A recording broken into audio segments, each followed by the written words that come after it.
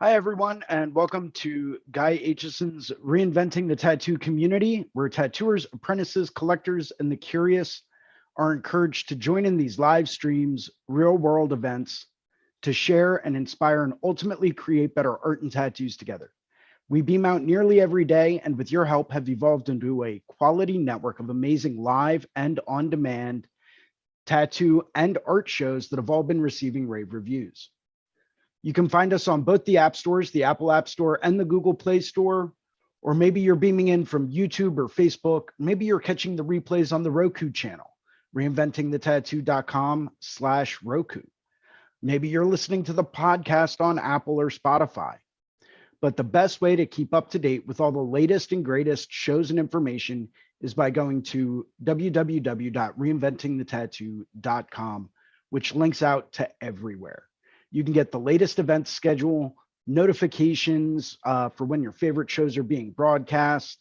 There's also Reinventing 24/7, which has a constant live stream of a lot of the replays of these shows that we do.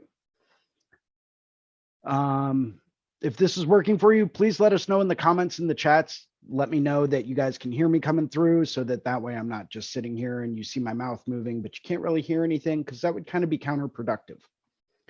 We have a number of weekly staple shows that we always encourage people to tune into, starting on Sundays at 1 p.m. with me, Jason Leeser. And that is directly followed on Monday mornings at 11 a.m. with the Tattoo Weekly, hosted by Lauren Gregory, Jake Meeks, and Gabe Ripley. Best way to keep up to date with all the latest and greatest tattoo news and information currently available. Monday at 9 p.m., we have a subscribers exclusive drawing group with Guy Aitchison himself. That is available only for people that are taking the course or subscribe to the yearly canon. That it's absolutely awesome. If you look at the artwork I was doing a year and a half ago when I first started doing this to where I'm at today, you can actually see a marked difference in the progression that I have made. Highly recommend you take a look and you check it out. Tuesdays at 10 a.m., we have another live drawing group with a very good friend of mine, an incredibly talented artist, Ricardo Sertivant, where we go through and we discuss life, philosophies of art, different art and drawing techniques and tips and tricks, different things to think about business-wise. We cover a wide range of topics, so please feel free to tune in Tuesdays at 10 a.m. with Ricardo Sertivant. Wednesdays at noon, we have the Tattoo Now show with Gabe Ripley, where we start to really hone in and focus down on a lot of the business aspects of tattooing. So you're definitely going to want to tune into that one. And Thursdays at 6 p.m., we have the Tattoo Collecting Podcast with Fawn Baker and Jordan Ruckus. Always a great one where people beam in and tell stories about some of their collections of tattoos that they've acquired. We have a number of real world events coming up that we would like to encourage people to tune into or attend us in person if you feel comfortable doing that. May 20th through 22nd, Reinventing the Tattoo will be live from Hell City, Columbus, Ohio, which is one of the premier tattoo conventions in the country. June 10th through 12th, we will be at Ink Mania, where Phil Holt and Stefano will both be in person. Guy Aitchison will be beaming in, and Frank Lanaccia will be there giving an amazing seminar as well as amazing other artists.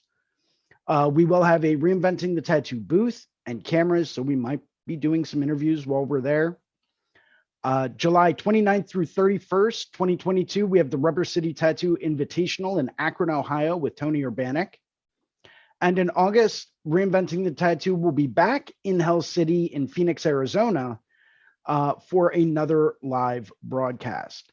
Right now, we're also looking at potentially doing the Richmond Tattoo Arts Convention, October 21st through 23rd.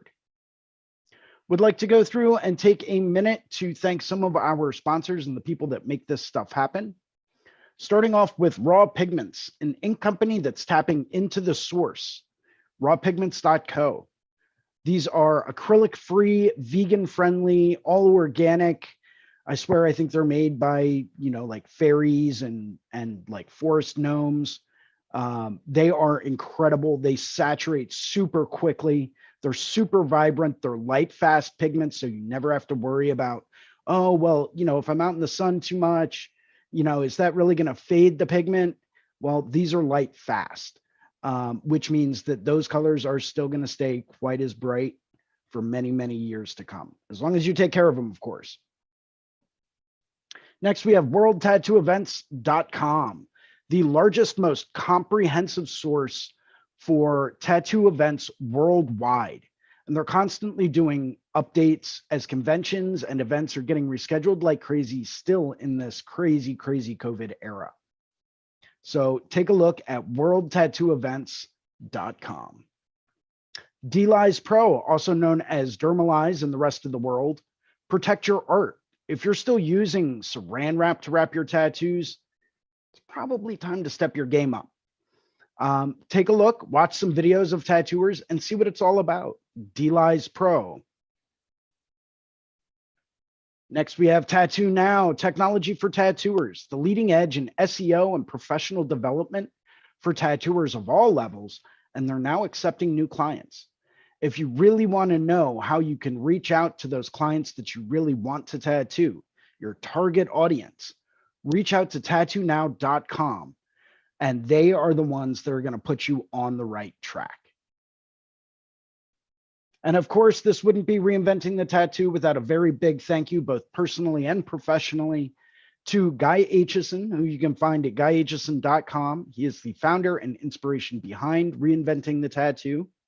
At guyaitchison.com, you can find copies of his Biomech Encyclopedia, his DVDs. He's got some custom tattoo coil machines, some paintings, and prints, and countless other stuff, all available at guyaitchison.com.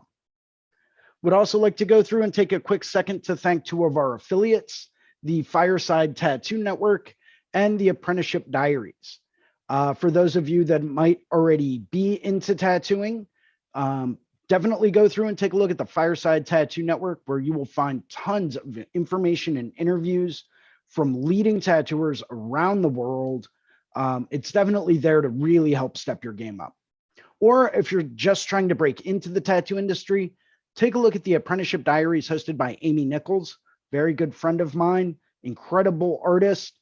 And, take a look at what that's all about. That's going to give you the need to know information as far as what you can expect, what it's going to take to earn a tattoo apprenticeship, what makes for a good tattoo apprenticeship, and what you should do after the apprenticeship. So anything apprenticeship related, go and talk to Amy Nichols at the Apprenticeship Diaries. Whew, boy. Please, we recommend that if you guys like the content on this show, go ahead, post some positive reviews on our channel, hit those like and subscribe buttons, and let us know that we're doing a good job. Let us know that you want to see more of this kind of content. Help us get the word out. Tell other friends of yours that might be tattoo enthusiasts or tattooers themselves about us. We're always trying to reach a broader range of people and get a wider range of opinions and perspectives. And we can't do that without you. You are an integral part of what we do here. And we're always looking for feedback, and we're always looking for your recommendations and your input. If you would like to host a Reinventing the Tattoo event or become a sponsor of the community, or maybe you're looking for a critique done by some of the people that run these shows, please email management@reinventingthetattoo.com, and we can get you all set up and squared away with everything you'll need to know to accomplish what you're trying to do. Thank you very much for tuning in today, and welcome to the show. Today, I am joined by a number of awesome people. We actually have, and let me close that. We actually have Ricardo Sertivant, host of the Tuesday Feels drawing group, with us today. We've got Kyle's in here, Bruno's in here. Welcome, guys. Welcome, everyone. Please go through. Feel free to unmute yourselves and turn your cameras on.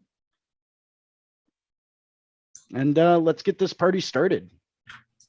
What's up, Jason? I don't think I'm able to start the video yet. What? Why not?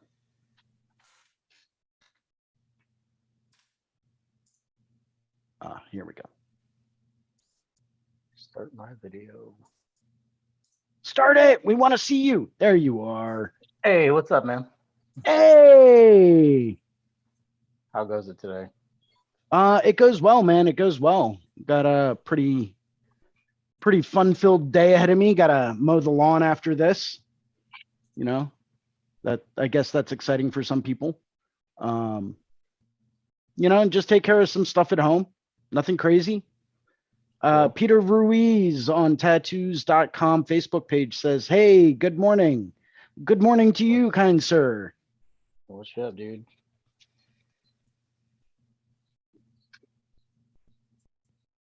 Good morning, guys. Good morning. Morning, Bruno. How's it going? Tracy just joined us on the Facebook as well. Hello, Tracy. How's it going? Yo. How's everyone doing today? Kyle. Doing pretty well. Pretty good. Pretty good. In fact,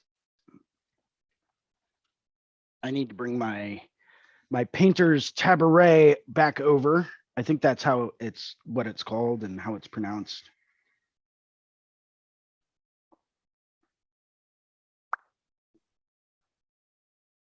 And just pray I don't spill things, because I'm going to be working in oils again today, guys. Nice. What you working on, man?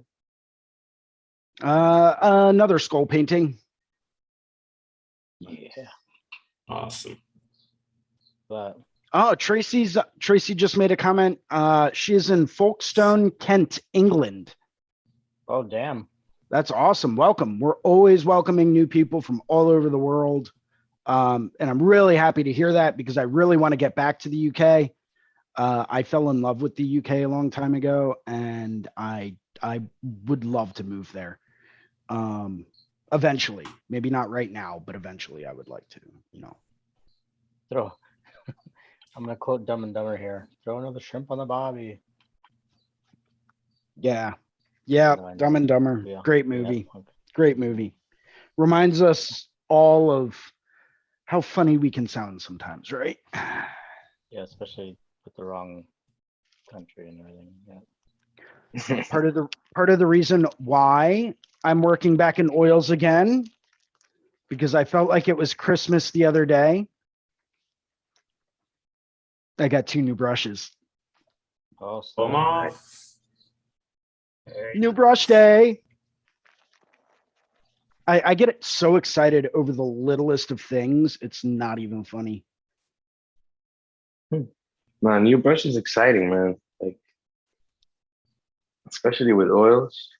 Oh yeah. Yeah, These are Monarchs. They are Monarch by Winsor Newton.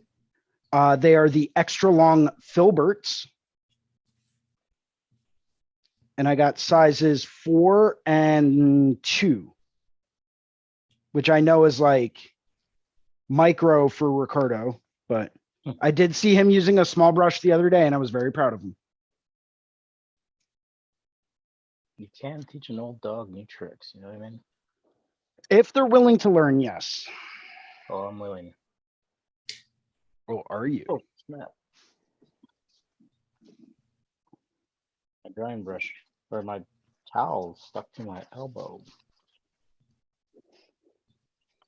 What's everybody working on today? Kyle, did you just drive across country, bud? I did, yeah. It's been a slightly stressful journey, but we've made it and just rolling now. Sure. Nice, Where man. you at, Kyle?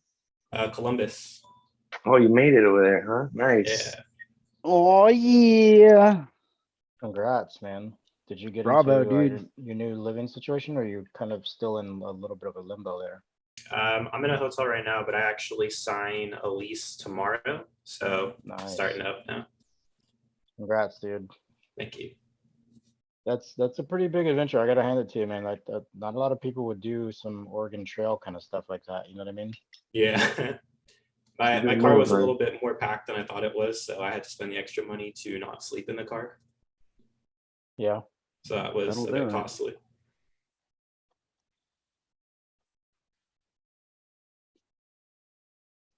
Well, congratulations. Thank you. Yeah. It's it's kind of hard to make my way out here knowing I don't have a place to go to, but now that I've got it all set up and situated, it's a lot more comforting. Yeah, man.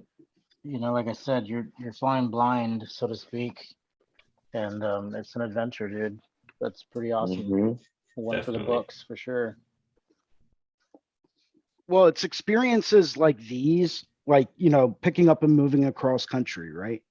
It's these kinds of experiences that really allow us to kind of go through and show ourselves who we really are and what we're capable of. Mhm. I mean, Learn granted, a lot that's about just yourself. the way I view things, but I agree, man. because you Yeah. never really know what you're capable of until you try something. Mhm.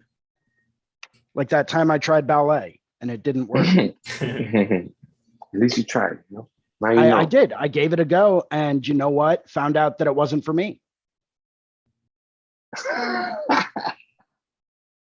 Oh man, I just pictured that in my head. That's funny. Yvonne on the Facebook says, "Hey, what's up? What's up? What What's up? up?" Yeah.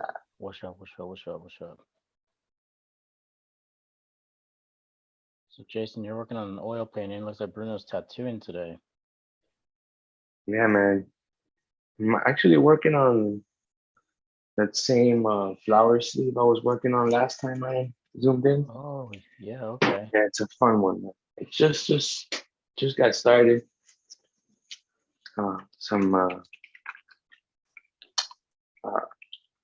glowy flowers with some orbs around them. Radical. Yeah, show you guys a quick little peek. Yeah, let me spotlight you real quick, man.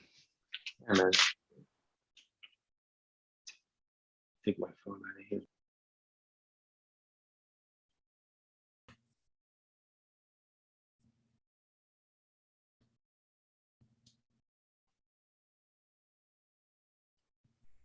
Oh yeah, bud. Let me just turn my.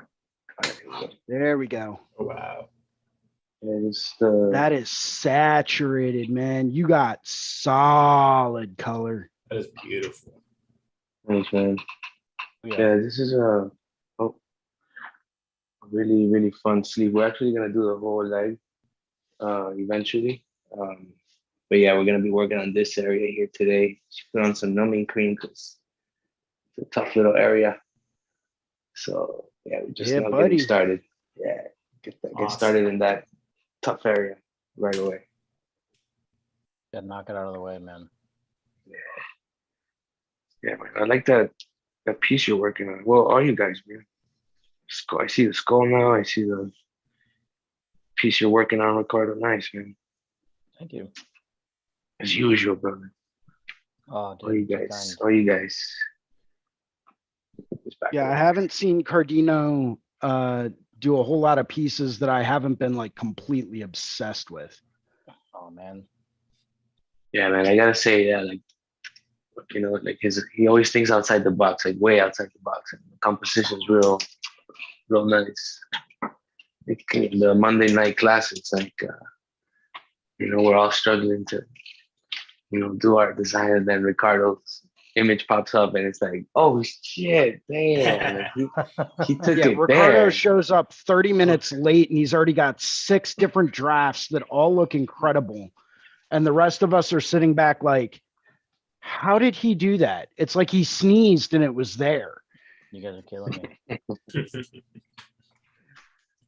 You are seriously one of the Inspired. fastest artists I think I've ever met. Thank you. I'll take that as a compliment. Yeah. Usually when you hear that, it's like, wait, but you. Oh, no, yeah, no. It's cool, man. I appreciate that very much. Jason, let's see your painting, dude. I'm working on it. I've only got a couple of glazes in and I'm still like blocking in some tones. Yeah, look at that. That's awesome. Yeah, just trying to go that's one of through the and trickiest times in the painting. You know what I mean? It's surrendering to that moment where everything still looks so simple and like, you know what I mean? Some of it looks so simple and some of it is still kind of like you know, it can still be adjusted and stuff like that a little bit more. Like I'm staring at this shadow right now, especially seeing it in the mirror view right now, that shadow right here on the cheek or the chin bone, that jawbone line area, and like how weird it looks because of the shadow. You know what I mean? Right. So it's so hard for me to stare at that and not want to just like start messing with it. But I'm like, I know that there's a process to some of the stuff that you have to implement certain shapes in order to get the finished product and stuff. So how do you feel about that? Do you get like caught up in that moment? Does it Oh, bother dude, you staring I at it? always have to remind myself to take a step back and remind myself that, you know what, it's a process. It's not going to be done all in one go. Like I need to be patient with it. I need to let it evolve and I need to let it develop organically, and that it's not going to be done in one layer. It's going to take some time. And as soon as I like sit back and remind myself of that, it's like a lot of that anxiety that I always have, because I'm used to working in liquid acrylic on paper, which is very quick and very easy to layer in. And you can, you know, really knock something out pretty quickly if you know what you're doing. Yeah. But it's one of those situations where it's like, no, this isn't what I'm used to doing. I need to take my time. I need to build it up. I need to really just kind of let it evolve and, you know, work on those tones and those shapes so that I know that I can get the product that I'm looking for. Right. You know, just, I mean, also because I'm not that familiar with oils. I just started using them again after like a 15-year hiatus. That's exciting though, man. That's Oh yeah, exciting. dude. You know, like there was a painting I did a long time ago, this dragon. It's a pretty big painting, and it was in oils, and I was still trying to figure out oils and stuff like that. Like I literally put the painting down and I didn't touch it for like 3 or 4 years, dude, until I got back into it. You know what I mean? And it was exciting as hell because like I kept it in plain view, and I just stared at it like daily. Like I would just look at it and be like, why can't I figure you out? What is the deal here? You know what I mean? And then you get back into it, and you start to you grasp new techniques and things like that, or something just kind of clicks and you jump back in it, dude, and it's reinvigorating. You know what I mean? Yeah, Pretty awesome. it's like you were looking at it with new eyes, you know? So Yes, exactly. start to find new things on it, or you finally find the path, right? That you couldn't find before because of that new thing It that like you learned. lights up. Yeah, exactly, dude. It like lights up for you. And sometimes Oh, you got to take it, snap. you have to take that break to step away from it in order to actually realize what's going on, you know, and to realize what it is that you're doing. You know, that's kind of why I took a little bit of a break from oil painting and started working in those watercolors to really kind of fill up those frames and get those frames done and out the way, because I knew that I needed to step away from oils. I needed to take a break. I needed to kind of let that go and then come back to it with a fresh set of eyes. Yeah. Mhm. Yeah, you get rid of that frustration. Yeah. You eliminate the frustration because like that's True. what's holding us back sometimes. It's like, oh, I Mhm. just don't get it. I don't get it. And you just stare at it Mhm. and it makes it more harder and harder and harder. And like, Yeah, I've run into that a lot recently with my work as well. have you? Yeah. A lot of like physical paintings I have on the side. It's just like I just don't know where to take it now. I know it needs something, but it's just Yeah. lost. Yeah, I've found that sometimes taking a break from it is a good method. Another time, and this is something else I'm notorious for doing, you can ask Ricardo and Bruno, is like reaching out to community members, reaching out to friends of mine that are other artists and asking them like, what's going on here? Like, call it artist block, call it, you know, critique, call it whatever. But like, I don't know where this is heading and I don't know if it's where I want to take it. What's going on and what can I do? Right. Okay. You know, bounce ideas off of, you know, other people that you know that are artists, regardless of where they are in their career. Sometimes people that are very, very early in their career can give you the best advice. Oh yeah. You know, Dude, they you might ain't not, kidding. they might not know the exact terminology, They might not know, exactly what it needs per se, but they'll be honest with you and they'll be like, I don't know, but the bottom left corner looks a little messed up. Yeah. Like there's totally. something about it that's just not right. And it's like, okay, cool. Now I know what to work on. Yep. Yeah. Totally. It's pretty awesome. That was always one of my favorite part of doing art classes in person when I was doing them a while ago, is like, because we had people of all skill levels, and it's like you can learn something even from the people who just picked this up and don't know anything about art. Yep. Yeah, it's a Yeah, new man. perspective, you know what I mean? It's like a brand new way of looking at it. Yeah. It's kind of like when they That's right. say if you're having a difficult time, sometimes it's best to take the painting that you're using or painting on and turn it upside down, turn it sideways, Mhm. you know what I mean? Gives you that fresh new Yeah. perspective on it. Yeah, talking about that, like I've realized that something very similar, right? Like just taking a picture of what I'm working on, like stopping, taking a break for a second and taking a picture of what I'm working on. And on the phone, I'll be able to see the same thing that I've been working on, from a different perspective that usually points out certain things that I couldn't see until that point, that I saw it from a different perspective, which I'm sure it's very similar to that method, right? It serves the same purpose, a similar purpose of like, looking at it through a mirror, right? Just like a fresh set of eyes, ultimately. Yeah. Mm-hmm. And I love doing that, especially when, even if you're working in color and you're like, something needs I need a little bit something more somewhere, but I don't know where. Take a picture, take a break, take a picture of it, throw it into monochromatic, like put a black and gray filter on it or desaturate it. And you would be amazed at what that can tell you. Yes, totally. When It's in another doubt, great black one. and gray it out. Yeah. When in doubt, right? Like Kier said once, right? Our friend Kier. When in doubt, like take a look at it in monochromatic or black and gray or whatever. You notice new things. Yeah, sure. Because you're getting down to the pure value of those tones. Exact. Now, the chroma and the hues can still be adjusted. And that's something that you can't really do if you desaturate it. You can't really look at that and take a look at your color balance. As far as your warms versus your cools, but it will give you a good idea of contrast. Exactly. So, which is everything. I'm pretty excited, guys. By the way, I've got a little bit of news. Nice. I've been talking with Russ Abbott a bit, and I got an invitation not too long ago to join his Tattoo Smart community. Hell yeah. Nice. And we've got the official launch party coming up on Tuesday. Hell Very yeah, cool, man. It's awesome, dude. Yeah, that sounds like fun. Congrats, man. So thank you. What you Yeah, gonna be bro. doing? Can you That's tell big us news. anything else about it? So there's not, it hasn't even officially launched yet, but essentially what it is an open community.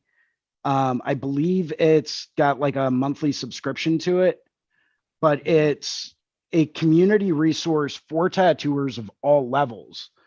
And it's more or less an open forum to go through and discuss tattoo and technology, tattoo technique, materials, all of the like nitty gritty technical stuff.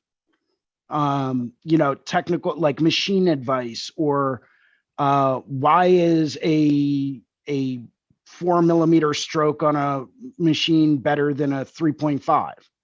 And then getting all of these opinions from different people that have all of that knowledge.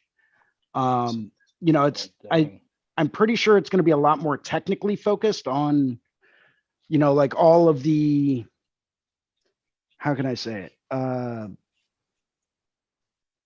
On all of the more like trade craft kind of stuff, if that makes sense. Mm-hmm. A lot of times that's what people are looking for. Well, a lot of times what people are looking for is that secret, that one bit of information that they think is going to change the game. But the problem sides of work. is that most of the time what they're using is great, and their equipment is just fine. It's their art that needs improvement. Mhm. And I remember having this discussion with someone not too long ago on one of these shows where they were like, oh, I'm thinking about picking up a new machine. I've heard a lot of great things about it. And it's like, well, the question is, why do you want a new machine? What's wrong with the ones that you have?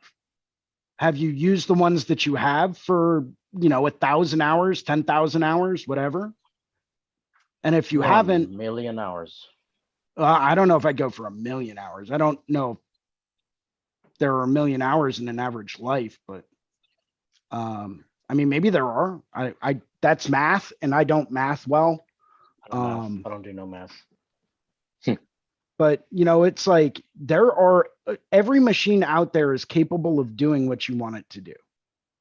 You just have to adjust yourself to the machine, right? People always say, oh, well, you need more force or more power if you're going to use a big mag. And it's like, I can blast solid color into skin using a pretty short stroke machine.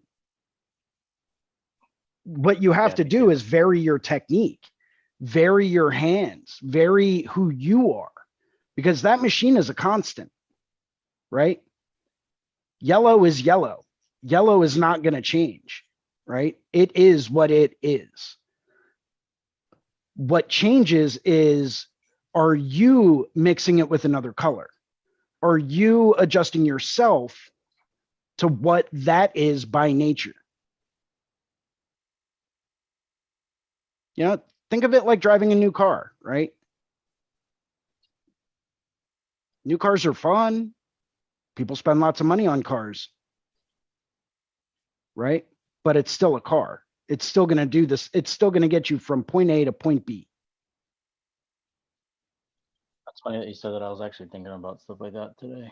The things that we do for money. I think we were talking a couple weeks ago in one of your drawing sessions, Jason, about what to charge for drawings or paintings and stuff like that. Time and effort and stuff like that. And I was just thinking about like how the amount of time that we spend on things and the importance that we tie to it with like a monetary value. Like it's kind of funny, really. Like it. It's very funny. It's so crazy how that motivates people more than anything else, rather than the fact that like, I think it's just because like money's printed. You know what I mean? It's something that's made. Time is just, it's finite. You know what I mean? So it's just wild to me to think about it like that. Well, yeah, time is the most valuable thing in the world. Right. It's the only thing we cannot acquire more of. For now. Wow. Whoa. That's getting into a whole bunch of like science fiction theory.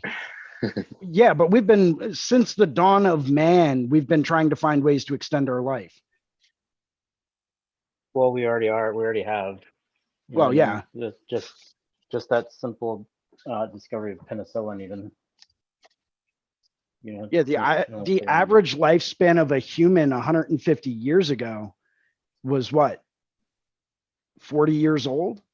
Yeah. Was like 50. Considered old age. Yeah. Marine Ann Nicholas says, how long have you been doing tats? Who wants to go first? Oh, I've been tattooing since 1998. So you're like one of them smart people. I always say that because I don't want to add it all up. Yeah. Bruno? 2009. I started tattooing. Yeah. Very nice. Yeah, I think I've only got about 12 or 13 years. I think I started right around the same time as Bruno. Not too long, but long enough to know what I'm doing. To feel like it. No, I have not started yet. But But when you do, man, you're gonna be kicking ass and taking names. Man, I hope so. Well, dude, look at the crew of people that you have backing you and supporting you, encouraging you to succeed. That is true. I mean, it's going to be kind of hard for you to not do well. Yeah. It's pretty awesome to see your stuff go from whenever I first started seeing you in the classes, Kyle, to now. It's pretty awesome. You've made huge leaps, man. Thank you. I really appreciate it. Yeah, dude. And you definitely helped define what it is to like work hard and put effort into it and show that it pays off. You know what I mean? So it's pretty cool. It's inspiring, Thanks. Yeah, well, I mean, sometimes I feel like I'm not putting in enough work. No, of course, man. It's so crazy because like I talked to Jason and Bruno and Karen and a lot of other people about this too. It's like when you're in it, we're all chasing. Like it's so weird how we chase this idea or this point. You know what I mean? Like this end point. Like I need to keep doing this because I want to be good. It's like, well, what about that process? You know, and we forget that we're in the process so often. And we're blinded by this end goal that we forget to enjoy that process. And like watching your process has been pretty cool. Right. Pretty awesome. It's all about just trying to be better than you were yesterday. Even if it's incremental, just be better than you were yesterday, man. And you just keep doing that and you will be unstoppable. Right.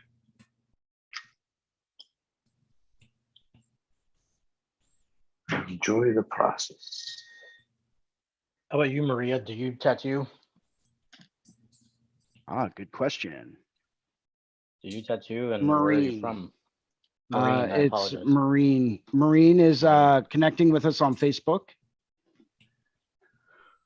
Marine and Nicholas. If you're still watching, give us some info. Where are you beaming in from? You know, do you do tattoos? You know, where do you work? Where do you live? Are you interested in getting tattooed? Let us know some of the details.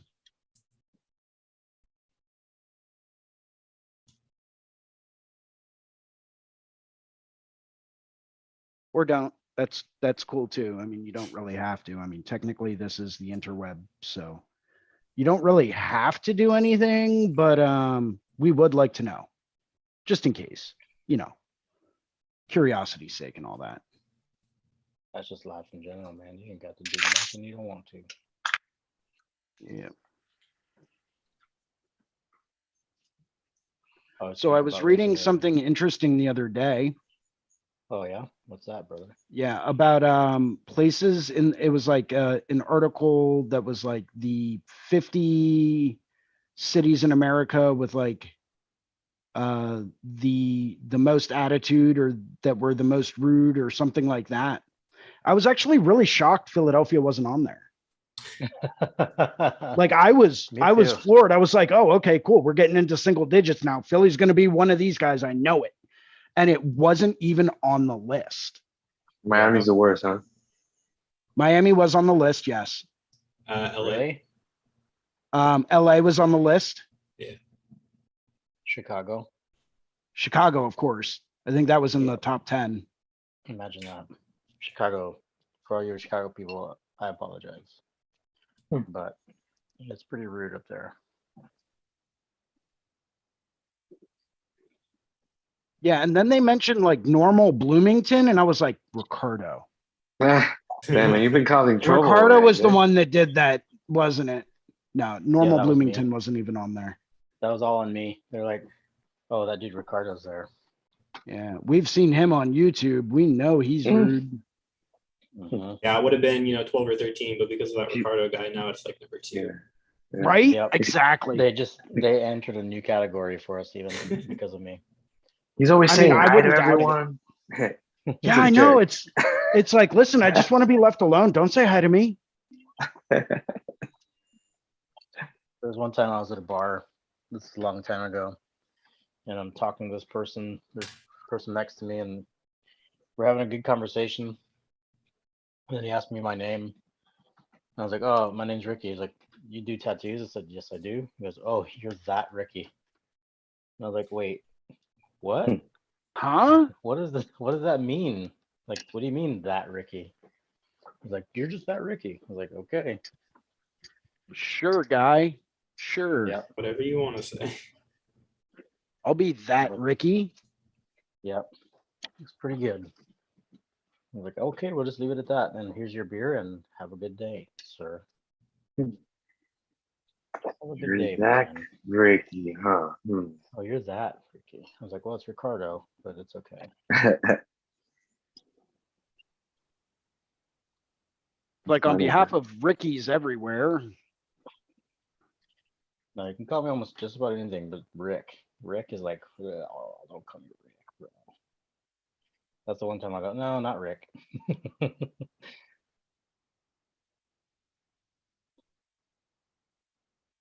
not Ricky. I'm Ricardino. That's why I'm pretty Gardenia. happy with my name, only because like you can't really shorten it too much. I mean, Jay. I get J, but that's just a letter. Ja. Ja. Ja. Ja. Yo, Ja. I know we're weird. For anyone out there that's watching, we're kind of like the island of misfit toys in Rudolph the Red-Nosed Reindeer. Well, at least I am. I can't really speak for anyone else, but I know I am. I'll join you on that island. Absolutely, man. The island of Rudolph. I haven't seen it. So it's funny. The last time I was down in Cocoa Beach visiting my parents, which is in Florida, by the way, obviously. Yeah. Based on the story, you can probably Good tell. waves. Good waves. Good waves, yeah. But they do this thing called surfing Santas every year on Christmas for the holidays, right? So we're down there, and it's basically just an excuse for all the locals to get together and day drink. And everyone comes dressed up in different costumes and stuff like that. And I forget the miner's name from Rudolph the Red-Nosed Reindeer. I forget his. Oh, we got a couple more comments on the YouTube. Hi, I'm James. I'm from Chicago. I'm getting a tattoo from Marco Velasquez. Ooh, wow. That's awesome. And he says, we're not rude. We're home sweet home. Cool, man. Like I said, I do apologize. The miner's name in Rudolph the Red-Nosed Reindeer is Yukon Cornelius. Yes. Yukon Cornelius. Yukon Cornelius. Right here he is, if you want to see him. Look at that guy right there. Dude, Marco Velasquez. Yeah, I'll spotlight you real quick. Ricardo, hold that back up. Hold on. Yukon Cornelius. So there was a guy dressed up in full kit for Yukon Cornelius, down to the oil lamp that he has attached to his backpack, carrying an old miner's pickaxe. He had a big red beard, just like Yukon Cornelius, the big handlebar mustache, the whole nine. And he was walking around the beach. Keep in mind, it was probably 80 some odd degrees. And walking around the beach in full Arctic gear. Wow. That's terrible. That's some commitment, man. I was like, wow, that guy's dedicated. That's Dr. 666 on the YouTube said, really nice work. Greetings from Austria, Corinthia.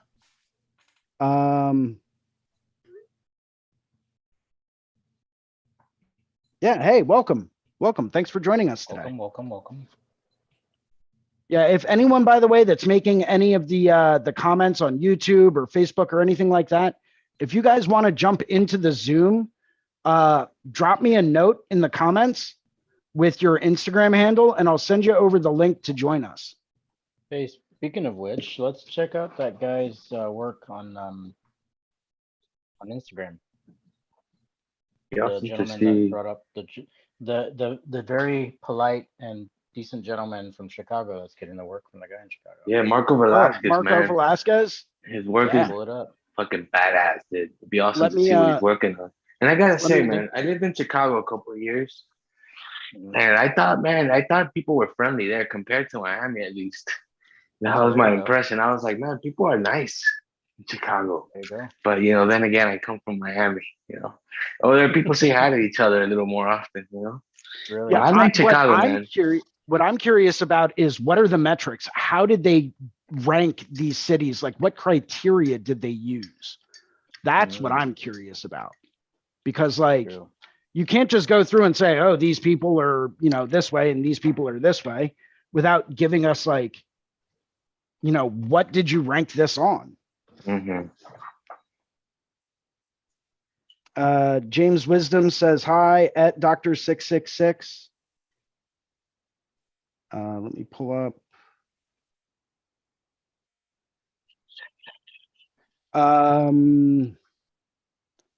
Little Nepotiz says, so do you guys do skin tattoos or just mainly canvas art? I like to tattoo rocks. Mostly. I mean, I do some skin tattoos and, some other types of tattoos, but it's mostly just rocks. And that is being sarcastic, by the way. We are all professional tattoo artists, with one exception, and that's Kyle, but he is in training to become a professional tattoo artist. Dang, I was gonna say my rock needs a new tattoo, but I guess I'll find someone else. Yeah, I mean, my booking's kind of crazy. Right. The rock demand is through the roof right now. Oh, it is. It absolutely is. A pet rock. Fair companion. Thank you very much. I'll find someone else. He said, that's just fun. Fine, I'll just go somewhere else then. What the rock needs, the rock gets, Yeah, it's very demanding. It is. I really hate it when my pet rock will like stare at me like because he's mad that I haven't taken him out all day to go to the bathroom. Marco Velasquez is at Forest Park, Illinois, at Skin Abrasions Tattoo. Yep, I'm gonna share that in just a second. I think I've met a kid Saludo. that has been getting work done by him recently down here in Bloomington, Normal. So let's take a look at this. He's been driving Look up there at recently. this. He's done some badass collabs with guys. Oh, nice. Look at the 3 dimensions there, man. That's insane. What's he working on? Looks like a miniature box car for a train set. Yeah. Graffiti. Yeah, killer. That's a cool Sick. concept. That's pretty awesome. What's that Let's tattoo take in a- the back? Look at that. Excuse me. Sorry about that, guys. That's pretty. Oh, yeah. Look at the texture. Look at that texture. And those color complements. Nice. Looks like some sort of alien bird mixed in with like a whole bunch of like abstract biomech, some bone mech. But I love awesome, that man. light pink in the background. Is that the face hugger down there? Yep. It looks Yep. like it. Alien face hugger for sure.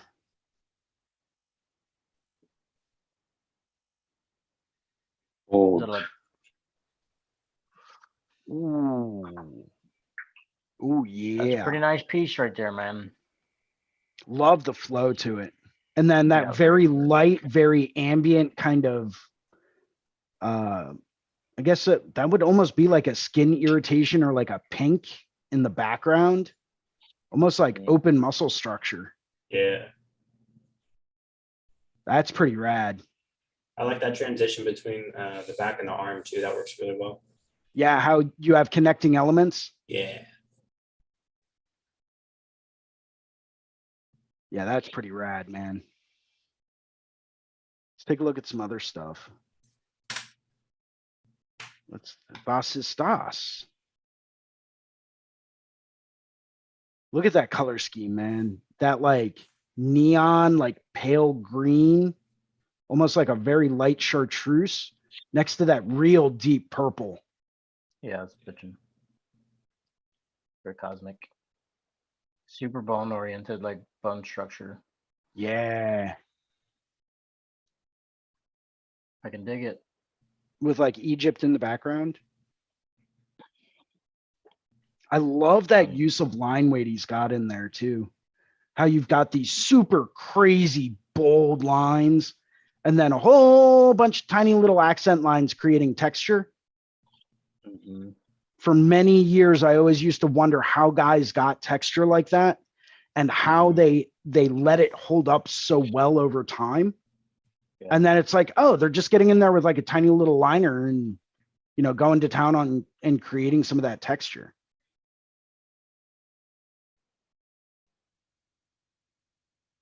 You can see a pretty prominent Aaron Kane kind of influence on a lot of the stuff that he does too. Yeah, big time. And that boldness, you know, the use of lines, and yeah, for sure. At the same time, you know, like it's you can recognize it's Marcus's work like right away. Oh yeah. Yeah, look at the level of depth he has in there. Oof. And that line priority. Oh, Yo, that is so sick, dude. Full range of contrast in that foreground element and very limited amount of value in the background. Dude, that's beyond, man. Fucking want that on my shoulder today. That texture on the Almost right's looks like insane he as cut well. into a human heart there with like that small circular spot up at the top being like an opening to a ventricle. Oof. That's sick, Oh, dude. yo, that piece, dude. I hadn't seen that one. God damn. pretty cool, man. That's pretty epic. I'd like to Very know cool. where the starting process is. You know what I mean? Like if it's washes that he's using first, That's a very good question. or if it's like you I know, wonder if it gives any details about it. Is that done on paper or canvas? or if it's all line work first, or if it's just Cop, shapes. Copic Copic markers, I think. markers. Copic. Yeah. I'm pretty sure, but So that's either on illustration board or paper.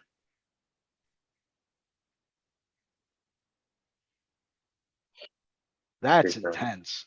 I don't Blew think my I've mind, ever that seen one. Copics used that way before. It's like the fire at the circus. It was intense. Oh, Get it? dad jokes for days. Oh yeah, I got him. I love the way that like in some of his posts, he outlines his process. Right. And he goes through and he says like, you know, what it has different types of meanings, where he's drawing inspiration for different things.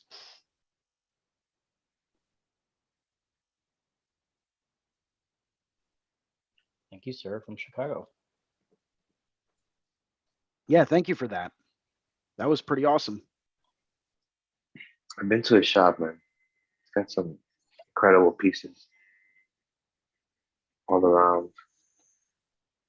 Lil Nepotiz on the Instagram says, do y'all have any tattoos that you would refuse to do other than the obvious, such as hate symbols, etc.? Like if someone wanted a really stupid face tattoo and they were adamant about it, would you do it? No. No. Okay, so we have one definite no from Ricardo. What, the I'd say face no. thing? Yeah. If Yeah. we'll define stupid first of all, and then secondly, you know what I mean? Like, well, let's go back to that whole thing about money. Like, it's not the end all be all of everything. You know what I mean? Sometimes it's better to stay clear of some of that stuff. So that's kind of my stance on it.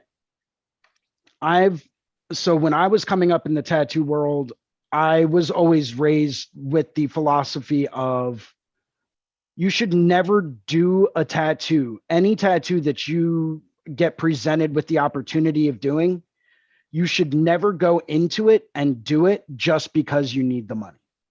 Mm-hmm. Because then you're throwing ethics and rationale out the window. And that's not what you want to do. You want to maintain your ethics. And so purely, strictly based on that principle. And I've turned down face tattoos plenty of times from people that, you know, even if they had a lot of area covered already, I just wouldn't do them simply because they haven't bothered to follow the natural progression of things. Like you get 2 sleeves done, then you get a chest piece. Once you get a chest piece, you get your ribs done. Once you get your ribs done, you start working on a back. From your back, maybe you start doing your legs or, lower portions or whatever. Then you would work to your neck once everything else is done. But you don't get your hands done until you have full sleeves. You don't get your neck done until your whole upper torso is done. That's just kind of the way that I was brought into the culture of tattooing, is follow a natural progression. Once everything else is tattooed, your neck, the top of your head, the top of your hands, your palms, you name it. Once everything else is tattooed, then you're allowed to go through and start working on your face. But face is absolute last resort. Now, other people would turn around, and the counter argument to that is, well, if they're adamant about getting it and they're going to get it one way or the other, then your choice becomes, do I want to turn down this business knowing that they are literally going to go right around the corner and go to someone else? Or B, do I want to make sure that that tattoo is going to look good? Because I know if I do it, it's going to look good. And I know that if they go somewhere else, that other place is probably going to screw it up. And then they're going to be stuck with a terrible face tattoo that they're probably going to regret for the rest of their life. So do I want to spare them that? Or, knowing that they're going to go somewhere else and get it done. So I should rather do it and take that money because they're going to spend the money anyway. And I don't want them to get a bad tattoo. Do I want to go that route with it? Or, do I risk them getting a bad tattoo, which ultimately, in my opinion, personal opinion here, that's their decision. If they are that hell bent on it, go somewhere else. If you are that adamant about getting your face done, then nothing is going to stop you. And no matter what advice anyone else gives you, you're not going to listen to it. You are that determined. If you're that determined, I don't want to do your tattoo. I'm sorry. What is it that this gentleman is being approached with? Can you answer that question? Doesn't really give any specifics. James Wisdom over on the Facebook channel says Marco is God. And then they went on to say, it's difficult to judge the ethical thing in tattooing. I was once commissioned to tattoo brown pride on someone's back the next day. And in another town, I was commissioned to tattoo white pride on someone's back. I know the difference. Hold on. But I took the money anyway. Don't be like me. Well, speaking from personal experience there, so that's good. Thank you for the honesty. Yeah, I appreciate the honesty there, man. That's not something a whole lot of people would really admit to. So that I appreciate that. Thank you. Yeah. But the fact that you're giving other artists out there that kind of a warning, I respect that. Yeah, definitely. But I think it all kind of depends on how we're originally brought up into this industry. I think that has a lot to do with a lot of things. Once again, that's my own personal perspective and opinion, but everyone's got their 2 cents and I respect it all. James says, thanks, gang. Anytime, man. Anytime. If you want to jump into the Zoom and, talk with us some more, man, just shoot down your Instagram or anything like that. And we'll be happy to send you the link. Actually, I might be able to send it to you through Facebook. If you do want to join in.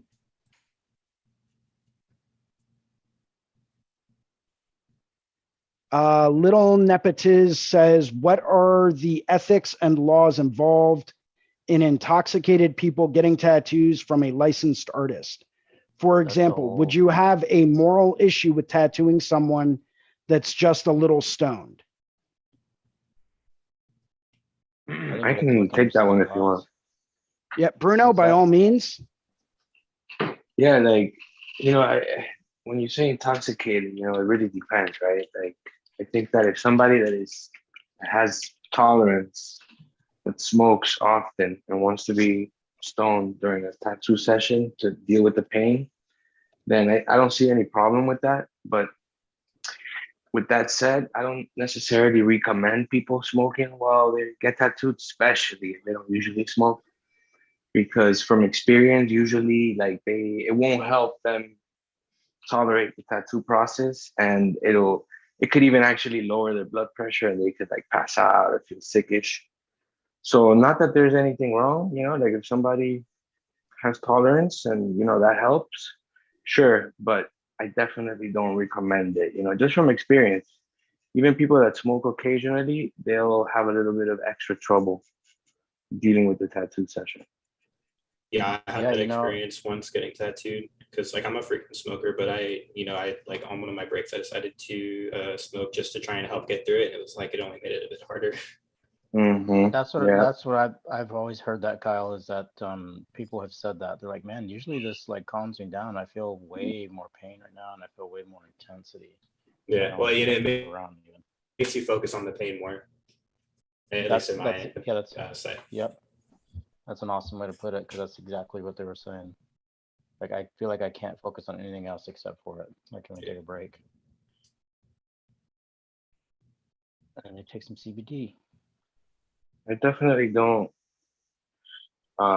recommend, or thankfully I haven't really had that issue, but people when they want to drink to deal with the pain, like that type of intoxication, definitely, I don't recommend it. I advise against it because it never helps, because usually the tattoo process is like a two-person thing, and so it kind of impairs them a little bit from doing what they gotta do. I don't know what you guys think about that. I would say depending on the level of intoxication too, that's an entirely like lawsuit kind of situation you might be dealing with there too. Oh, absolutely. Look at it from a legal perspective, right? Yeah. When you're looking at it from a legal stance, people that are intoxicated are not said to have rational judgment or a sound state of mind. Now, granted, depending on where you're located in the country, this may get into a very legal gray area. But from what I understand where I'm located, when you have impaired judgment, you should not be legally allowed to make life-altering decisions. That's why they have things such as patient advocates when you go to the hospital and you have to be on heavy drugs. That's why, you always have to let them know, who you're more or less like who has power of attorney, right? Because if you're all messed up on painkillers and whatnot in a hospital, legally, they can't allow you to make a decision that could have adverse effects on your life. So I equate that to being drunk as well.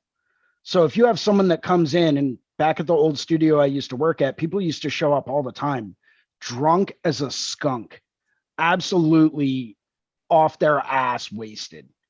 And every single time I would give them the same answer and the same routine. And I would tell them flat out, listen, you've been drinking. I can smell it. I don't know exactly how much you've had to drink, nor am I going to ask you how much you've had to drink, because I'm probably not going to get an honest answer. No matter how honest of a person you are, when you've been drinking, there's a pretty good chance you're not going to be truthful. Just from my own personal experiences. And I said, listen, we can set something up for a later date and time. It's going to require a deposit. That's totally fine. But I'm not actually doing the tattoo on you today.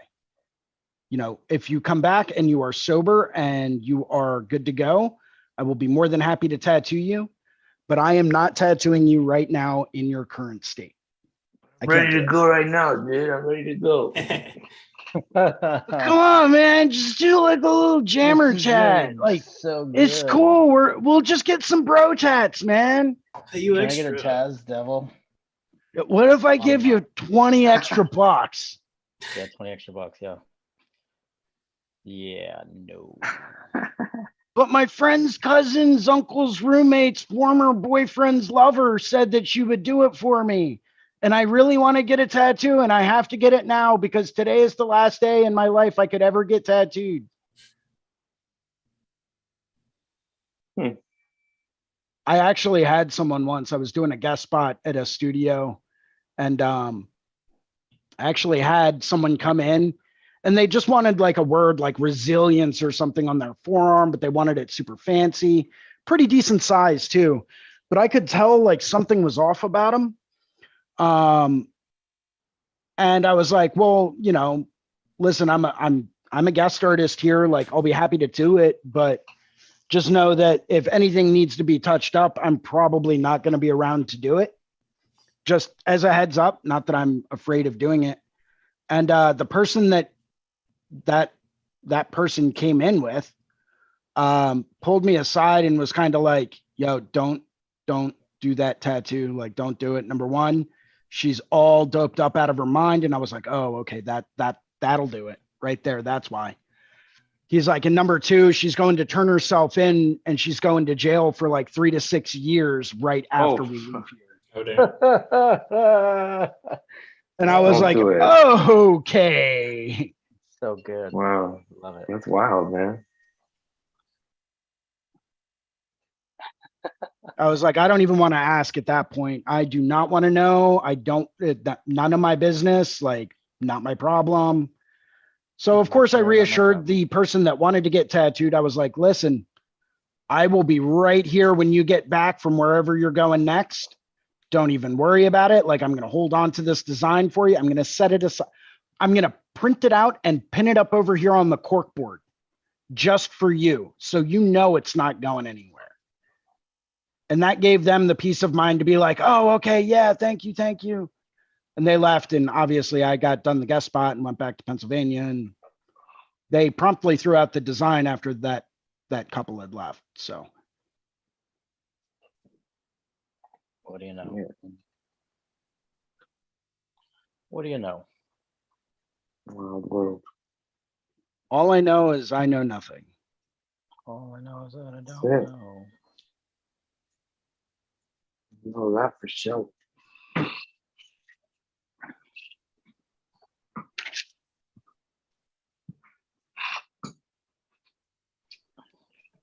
So little Nepotiz, I hope that answers your question. But yeah, if someone shows up and they're completely wasted, I ain't tattooing you. I'll set up an appointment. You can leave a deposit and we'll get you in at another date and time, but I'm not going to tattoo you. Not in that kind of a state. Sorry.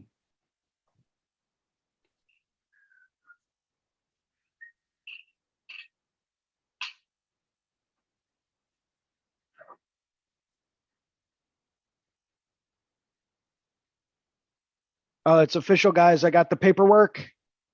I'm going to be going to work at the Puerto Rico Tattoo Convention in December. Hey. Nice. Oh yeah, man. Puerto Rico is awesome, man. So much fun. So far on the lineup, they have James and Anthony Tex and Dave Tevenaugh, and all three of them are confirmed. They also have Toxic. Ooh. Toxic XLR will be there as well. They are also confirmed, and I know that they're working on a few other people. I'm pretty sure the guys that run the Puerto Rico show are going to be up in Canada at the Deadly Tattoo Convention. So I'm going to get a chance to talk to them, and they're probably going to be recruiting a few other artists to work at the show as well. But the Puerto Rico Tattoo Convention, for artists out there that might be interested in going, any other artists that might be interested in going, just know this ahead of time.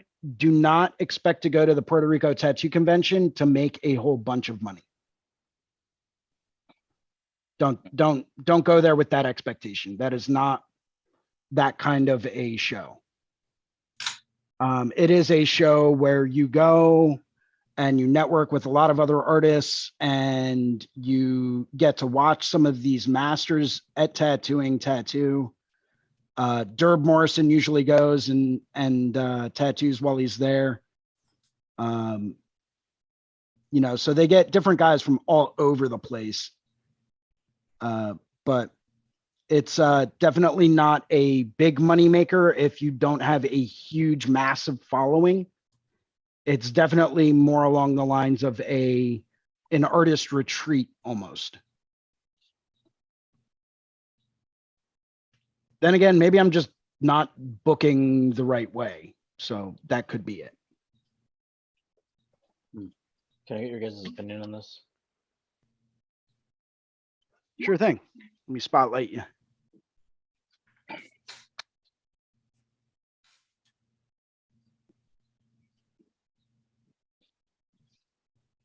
You see it? Very nice. Looking okay so far? Proportions.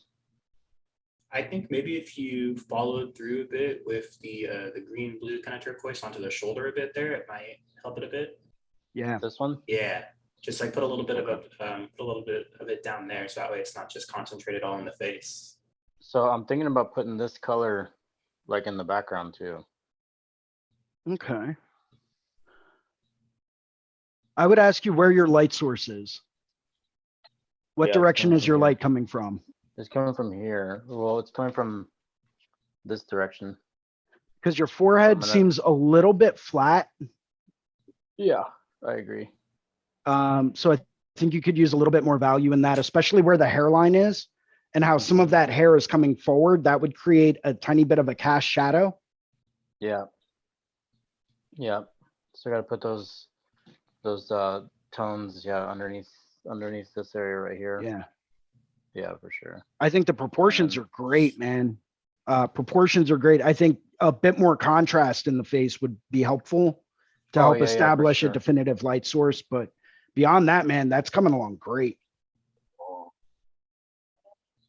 Wow. Cool.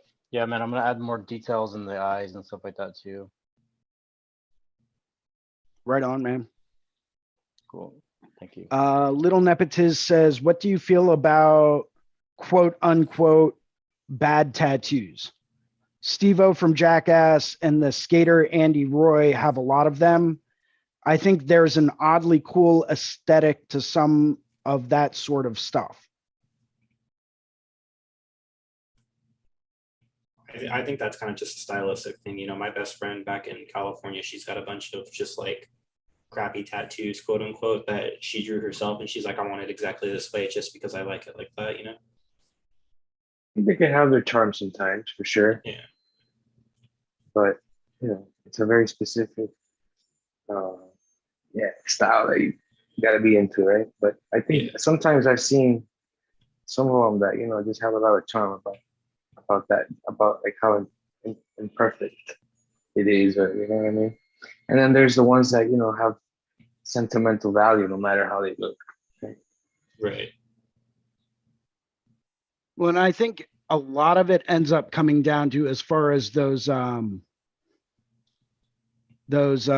quote unquote bad tattoos.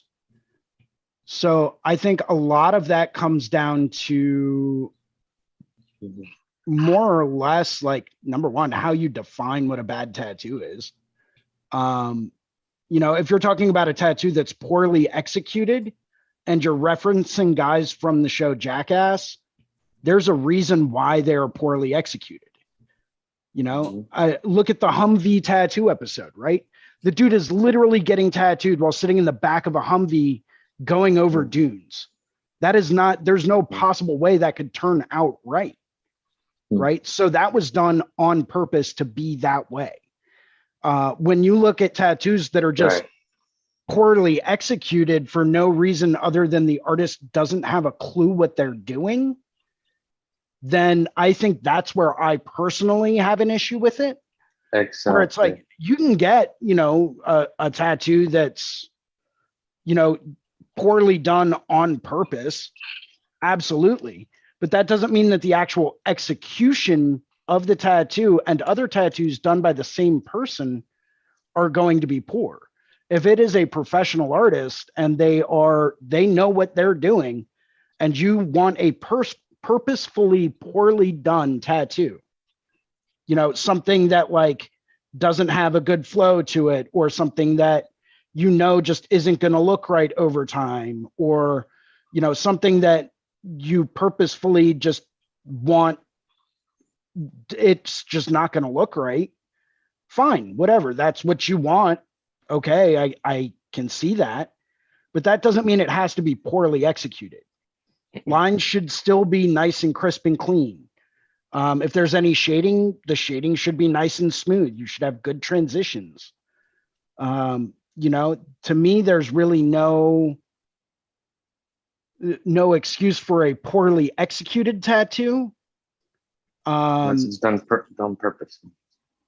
Right. Unless it's done specifically on purpose because someone comes in and says, I want a poorly done tattoo. But then once again, that comes down to a lot of ethics. Yeah. So it's not something that you want to advise, anyone starting to tattoo, to go and do, right? It's the furthest thing from it. But like there are some people that have done some wild stuff. And like, just to give you an example, I was like, what the hell? At first I was like, what the hell? They had one of those Roomba machines chase a guy's leg with a tattoo machine. That sounds awesome. Hilarious. And poke him like randomly. And at the end, it was this like abstract little piece that, didn't look too bad, but you know what I mean? And then another one that looked interesting, at least, right? And another one, like he put the stencil of a horse, of a guy riding bike, and he tattooed him while they were riding bike. Like the guy was riding bike right next to him, and he started tattooing him. And so there was a lot of imperfections in the lines. But when it was all done, it kind of looked interesting. And nobody told you, like that it was done that way. You'd be like, oh, it's like a little abstract piece. But with all that said, like this is not definitely something that you want to kind of, tell somebody to go try out. I mean, it's very specific. It's very, but the question is, I guess what I'm trying to say is that sometimes they actually do have a little bit of charm, Oh, they definitely do if they're done more as a performance piece, right? As opposed to like an actual physical, tattoo. Exactly. Like I don't know of anyone that would walk into a studio and go up to any legitimate artist and say, I want you to purposefully screw up a tattoo on me. Like that's, I don't know of any artist that would actually be, oh, okay, sit down. It's only my reputation on the line. It's exactly. It's not like I haven't worked my entire life to achieve the level I'm at. If it's done as a performance piece, I think that's a totally separate set of circumstances. It's a good term. And that's fine. If you want the experience of going and getting tattooed on the back of a bicycle while it's going, up and down curbs and across sidewalks and weaving in and out of traffic, if that's what you want to do, go for it. I won't be doing the tattoo. Right, but exactly. There's going to be a story to it for sure. I think with some of those too, it really, you can't hide any flaws because like when it's that simple, your line work is either good or it's not, and it's that's the true test of your skill. Right. Well, and I mean, don't get me wrong, I don't know of a single artist out there that would be able to execute a really well done tattoo on the back of a bicycle as it's riding. I don't know of a whole lot of people, if any, in the world ever that could do that and have it still turn out on a professional level. But once again, if you're going more for the story's sake behind it, that's what you want to do. That's what you want to do. Like there's a pretty good chance I'm not ever going to ask you about the story behind the tattoo because all I'm going to see is a poorly executed tattoo. YOLO, yo. I mean, you can say YOLO all you want, but that doesn't mean I'm going to actually sit back and try to understand why your tattoo does not look like a professional did it. Exactly.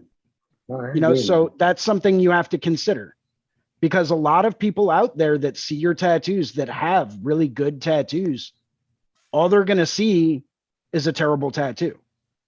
That's it.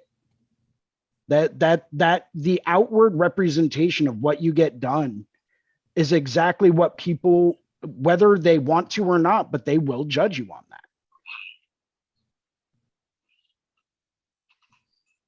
I know it's shitty, but wait, there's a story behind it. Let me tell you. You have time? Yeah, All right, exactly. sorry, I stopped listening when you said it was shitty. Yeah, exactly. It's like, I don't really, to me, there's no excuse for a poorly executed tattoo. Yeah, There but is, that's to be contrary here, just for the sake of discussion. Okay.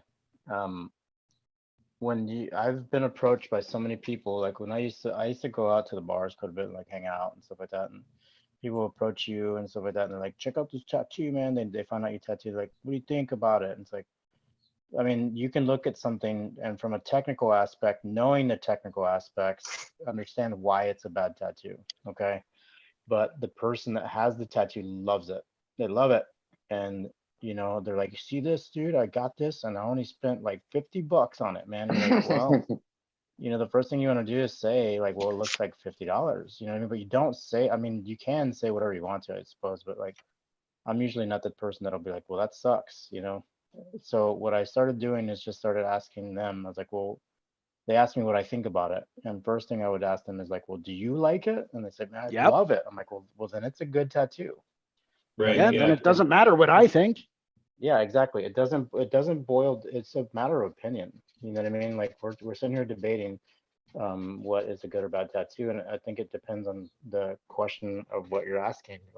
How are you asking? Is it a good tattoo or not? Is it because of the technical aspect of it? Is it because the client wanted it to look that way? I mean, what part of it makes it a bad tattoo? I mean, visually, like I said, we can all look. I mean, there's even some art out there that you can look at it and you go, that's not very good. You know what I mean? But Oh, don't even get me um, started, Ricardo. You do yeah, not want we to can go have down this that road. discussion. You know where I'm going to go with it. You've Oh, heard you me go mean off modern on this art? rant before. Yeah, exactly. We're not going to talk about it today. We're not going to do it, Hmm. Jason. But I yeah, do no, not want to. seriously. So Yeah. it No, boils so I down to the matter understand of what you're perspective. saying. And I think the sentimental purpose behind it and whether or not the person that has that tattoo, if they like it, they like it. More power to you. That's exactly it. Yeah, that's exactly it. Absolutely. But I think it all comes down to the questions that you get asked, right? Like, is there an aesthetic to it? Yeah, absolutely. And there's a story that goes behind it. And that's amazing. I think the people at bars, because that's happened to me plenty of times, part of the reason why I really stopped going out,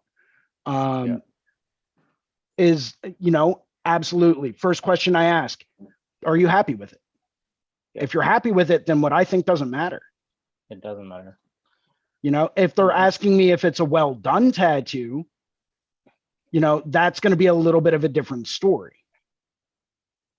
And then, Or the other like, part hey, is, my buddy just started working out of his garage. Like, he does really good work, right? It's Yeah. like, well, are you happy with it? If you're asking me for a technical critique, I'll give you a technical critique.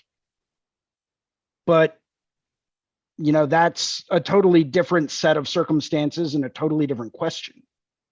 that's all I'm saying. That's all I'm saying.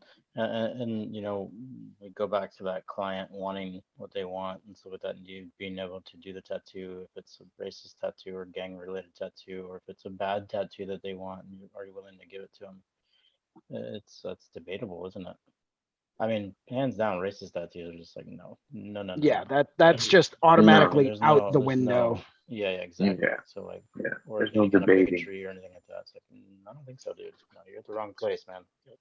You must think that this is the right place. I don't know why you do, but it's not.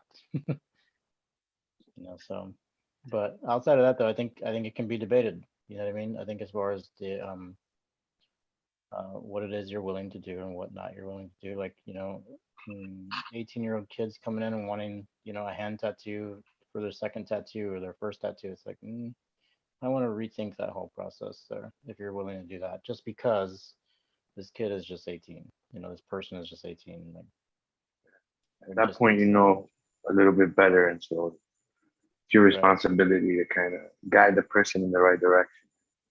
Right. Yeah, and that comes down to your responsibility as a tattoo artist, being a professional in the industry. I completely agree with that. Yes. Okay, cool.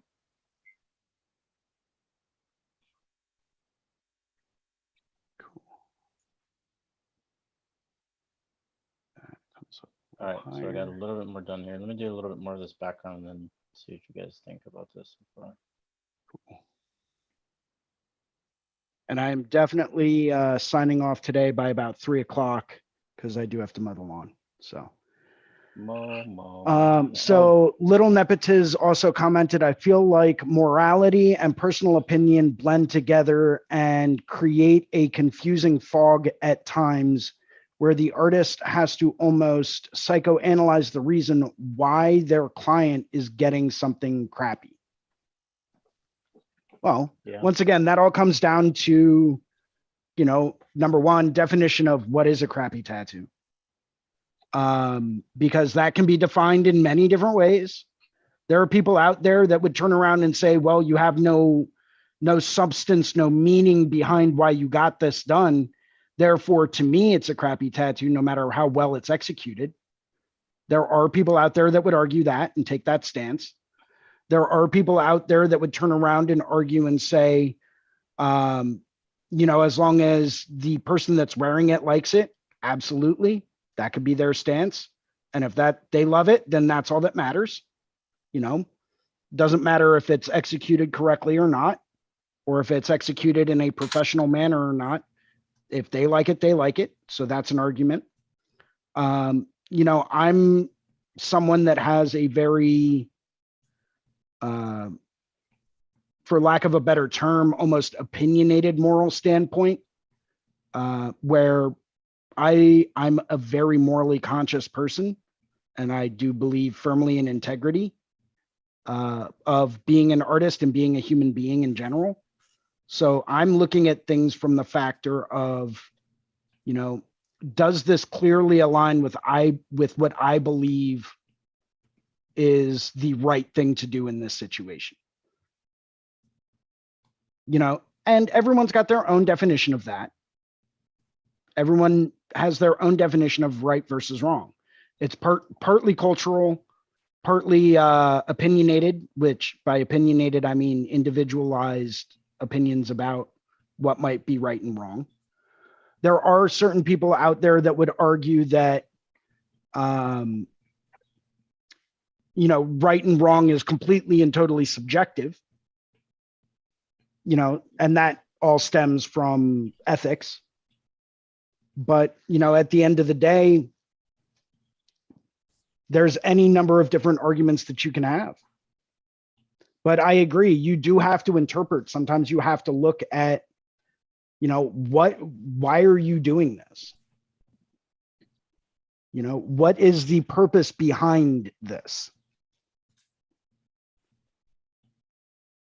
So I would agree with that. I do think that there are some times when you have to stop and ask, what's going on here? You have to almost have to like stop and sometimes even collaborate and then sometimes listen. Yes. And then sometimes you have to stop because it's hammer time. Well, just think of a brand new invention most of the time.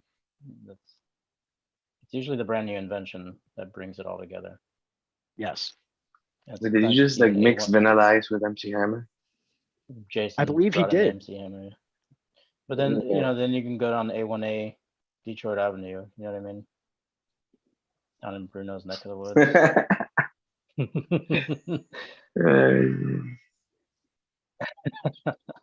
Sounds good, man. Why am I cracking myself up? That's so lame. All right, let me show you a little bit more of what's going on now. How did you end up with those color tones? Just out of curiosity, if there was any reason in particular. Oh, nice, man. Beautiful. Dude. There you go. I'm gonna bring more reds into it though, make it really pop. I don't know. I've been setting more intentional thought into color, like application of color, as far as the color theory goes. So, yeah. Love it, man. Where I feel like I used to go into it like kind of blindly and like just hope that I didn't mess color up and stuff like that, like putting colors together. But now like understanding it a little bit more and trying to be a little bit more intentional. And I think just kind of go in with the idea of like trying to keep a form by blending color theory together. You know, Mm-hmm.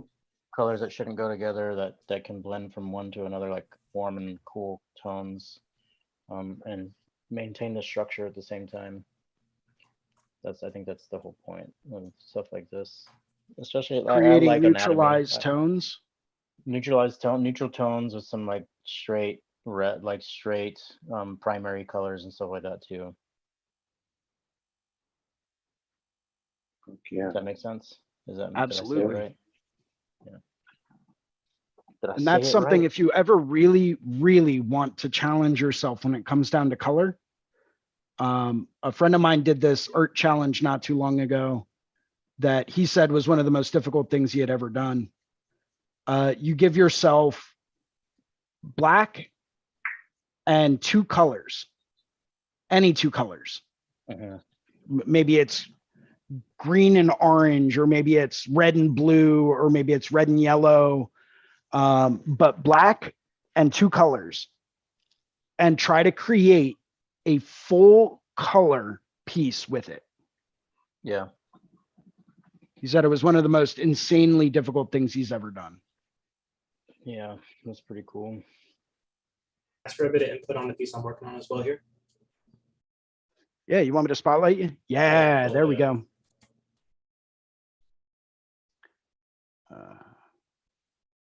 Nice. There we go, bud. Oh yeah. I like the flow. I think the head should be facing the other direction. Oh, right. Okay. For a body part, you mean, Jason, or what do you mean? Yeah. Just like, Yeah, for that. Oh yeah. So the way I'm seeing it right now is it looks like it would be on the upper arm, elbow to deltoid. is that on the right or And- left arm, Kyle? Right. I just noticed Yeah, that. definitely. Yeah, so it should face towards the inwards. I think I just flipped the entire image. Yeah. Yeah, that's what I would do. It's got great flow to it. I just think it's on the Yeah. wrong arm. Yeah, I Right, like that. okay. I like that the way you're creating that depth. There you go. Well, I mean, you would Well, have to yeah, flip yeah. the layer I- behind it. Yes, yes. Yeah, it should always be facing forward. I know I've seen a lot of tattoos these days that are like phenomenal, like amazing, incredibly well done, and facing the just other way. flawless pieces, and it's just facing the wrong way. It's like, ooh, man. Yeah, well, because once you point it out too, it doesn't go away. Yeah. I think the only thing that I see right away though, Kyle, is that you have that positive on positive kind of effect on the now left horn to the background. Right. Okay. Where I think if you're going to keep it that way, I would lighten up the right side of the face just a little bit more for those gray discs, and then make that left side just a little bit more, I don't know, add a little bit more value to it. Got you. Yeah. Like Yeah, I'm still medium playing color. with all the values on it. I'm gonna try and push the face a bit more forward, get some of those darks out, maybe. Yep. Yeah, it's really cool. I like that the way you're playing on the mask, the carved kind of effect too. You know, you're implementing that kind of like angular kind of element to it, so it's pretty cool too. Radical. Thank you. Yep.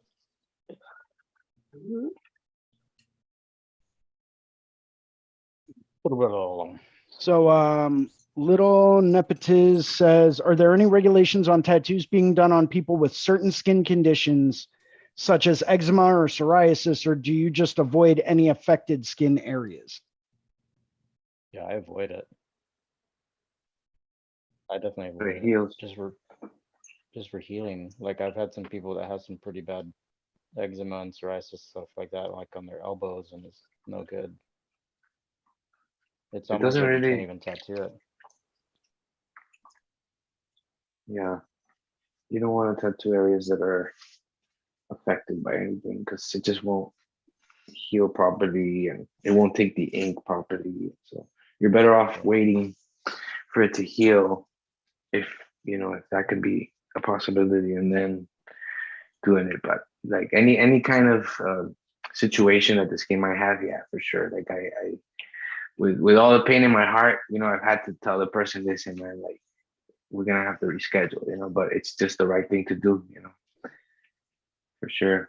For different, If it's for something different, that has mhm. the potential, in my opinion, if something has the potential to clear up and go away, all right, let's wait until it clears up and goes away. And Mhm.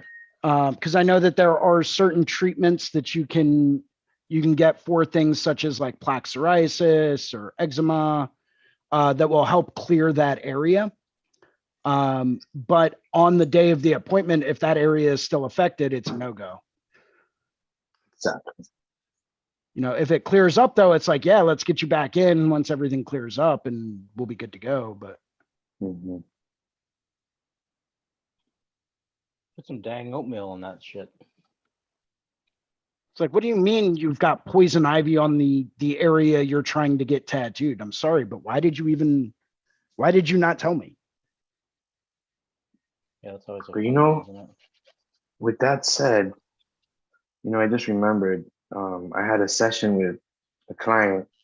Well, actually, many sessions. It's a full back piece, and he did have a situation that it wasn't, I don't know if you can call it extreme, but it was a situation nevertheless. He had like an acne uh, situation, like an issue with acne. He had it for years, and he said that it was because he is allergic to milk and he was drinking milk for most of his life, and so he had a lot of like little bumps and scars in his back, and he really wanted to do something about covering that up. And most of the back was healed, but he had a couple, like little boils here and there, but that were more like, I didn't go over those areas, but like we did do the whole back piece. And obviously I had to adjust to the situation. So it couldn't be like a super smooth piece, right? It had to be a lot of rough, like textured areas, not rough areas, textured areas. And during the tattoo process, like his skin would swell up a bit, and more, a little bit more than the usual. But ultimately, it would heal well, and we finished the back piece, and like we did take, a slight risk, I guess, because we considered that maybe it was a manageable situation, right? So I guess it just depends on the situation. Yeah, I think you hit the nail on the head. There's a lot of dependencies that go on when it comes down to certain things. And that's why I think it's important to have, a consultation with your client, have them send you a picture of the area before they even come in for the consultation, just to take a look and just make sure that the area is clear, make sure that, there's nothing that's going to be any kind of obstacle, and make sure that you address that and bring up all of those topics when they come in for the consultation. Yeah, very good point.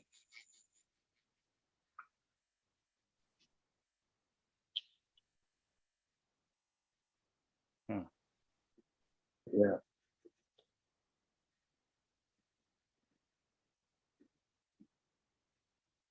Yeah, those consultations are important. And yeah, you hit it on the nail, man. Like I think that sometimes your clients won't bring it up for whatever reason. They forgot, they didn't think it would be a big deal. So I think like asking, right? Like, do you have any scars or anything that we might have to work around? Like yesterday I actually did get a client that had a surprise scar. And if he would Really? have told me about it, yeah, we were able to work around it, but it was nevertheless something that I had to work around. And he never brought it up, but Oof. I would have, yeah, done, maybe, I at least thought about, if I needed to make an adjustment or whatever. Thankfully, it worked out, right? But I think it's good to ask, right? Because sometimes I think they might forget, not say anything. So yeah, that's a good one.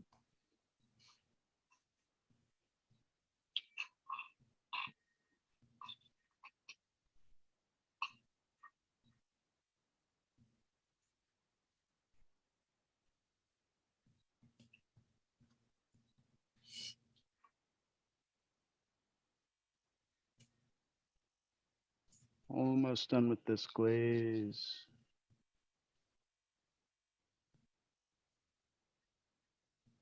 So Little Nepotiz also says, ever have a client that had bad enough body odor where you had to deny or stop a session? Any gross client stories like having to tattoo a nasty foot? Yeah, man, I had to go tell somebody to go wash their armpits, bro. For sure. I mean, I used to tattoo. So coming from someone that used to smoke, over a pack a day, whose sense of smell has slowly degraded over the years. I used to be the go-to guy in the studio I used to work at for doing foot tattoos, especially in the wintertime. The reason being is because in the wintertime, a lot of people come in, they want their foot tattooed and they're wearing like those Uggs. And that's just not a good idea. Because you're not supposed to wear socks with Uggs. And most people that were coming in for foot tattoos had been walking around all day. So like it was pretty bad. But since I have a very diminished sense of smell, I was the go-to guy for it because I couldn't smell anything. I didn't care. But I know guys that used to keep a can of spray deodorant on hand just for situations like that. Yeah. The other day, I start early in the day, and I had a client that, he got here and he was like, "Oh man, I've had a busy morning. Oof, I've done so many things. I've been running around. I got this done and this done." And I was like, "Yeah, I can smell it, man." And in my head, like I was like, "Damn it," because like you can ask somebody about their scars and everything, but kind of hard to tell somebody, "Oh yeah, just make sure you shower," like make sure you. But yeah, but personal hygiene is a thing. It is, man. No, I mean, I ended up putting on my mask because at that point I was like, "Fuck it," I'm just gonna get this done, and I put on a mask, and it worked out. But that's where you end up tattooing them at arm's length and just like, oh. Yeah, dude. But yeah, man. I mean, I feel like come on, the client has to know. I at least have a little common sense, right, in that regards. But yeah, maybe so it should James, be noted on. I was going to say, James Wisdom had some final comments. They said, "I'll definitely join in next time. I'll see you in hell though. City, that is Hell City 2022. And check out Drawing for Tattooers Monday at 9 a.m. Eastern on RIT. I've heard good things."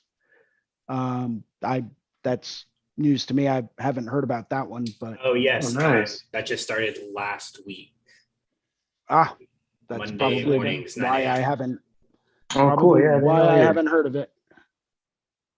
Yeah, I know. I just heard about it. I saw that it was going live, and I was like, "Oh, okay." And then Gabe was like, "Oh yeah, hey, we got this going on." Who's hosting it? James Wisdom. Oh, that's you, James. I see. That was him. Nice. I see what you did there. Bravo. Bravo. It's cool, man.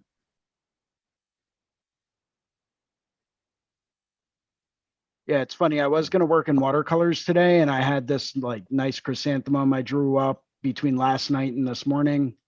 And I was about ready to like transfer it over, and I was like, wait a minute. I've got all of these oil paintings that I need to finish. I should probably just work on one of those.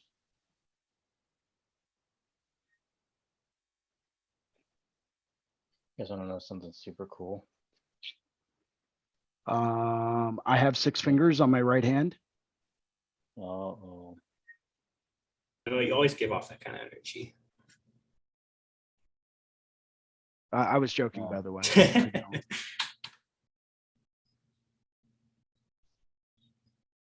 Yeah, what's up, Ricardo? Oh no, I can't even remember what I was gonna say. Oh, sorry. Now you just got me thinking of Princess Bride. Did you know that it's actually a genetically dominant trait to have 6 fingers and 6 toes? What? Interesting. Yeah, it's genetically a According to- dominant according to trait who? to have that. Oh, sure.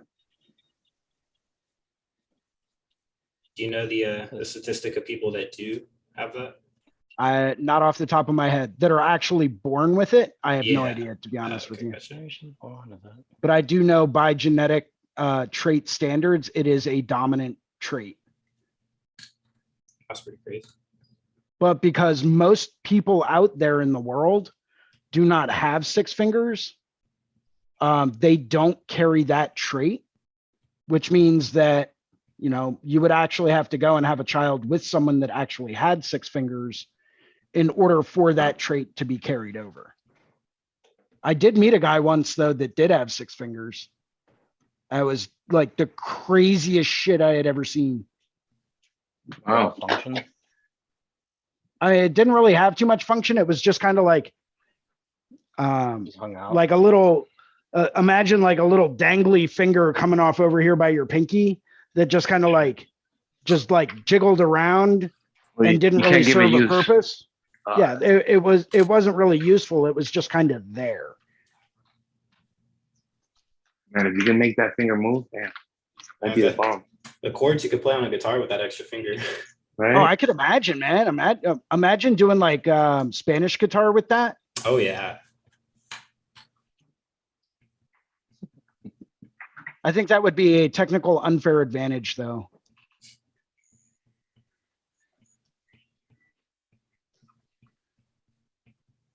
So James says, I have two. Ooh, I don't know if we should say that. Little Nepotiz says, ever get into traditional Japanese stick and poke tattoos? You mean like tabori, which is the process of doing Japanese tattoos by hand? I have not ever played with that, nor am I trained in that, so I would not attempt it. But I mean, I've looked into it and it's pretty awesome. I saw it done in Philadelphia, and it was incredible. The amount of work that the guy got done and how smooth all of it was. He got like the outline was done on this arm, and then he had shaded in the entire arm, all black and gray, the whole thing in one day. Somebody's And stretching the skin. No, it was just him and the client. Yeah. Let him laying on the floor. Let him lay on the floor on some mats that were all wrapped up, and he was just sitting cross-legged and was just steady working on them all day, like literally all day. Do you remember the person's name? Was it Takashi?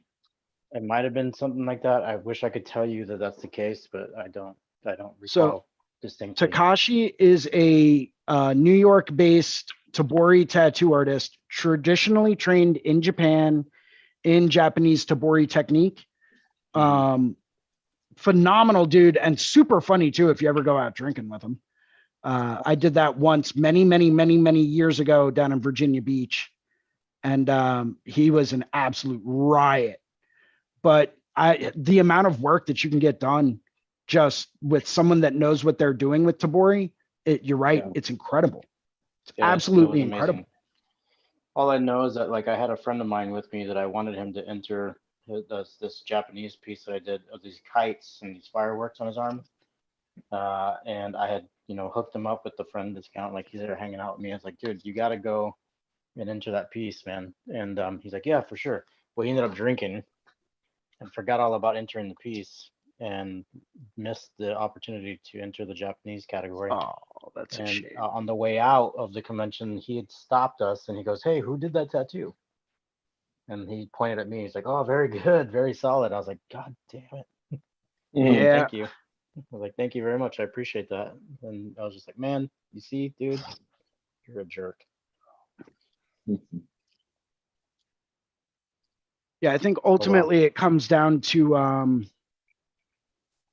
when you're turning around and you're judging tattoos like at a show and whatnot, I think their credit needs to be given to people that are sticking within the subject matter and like the stylistic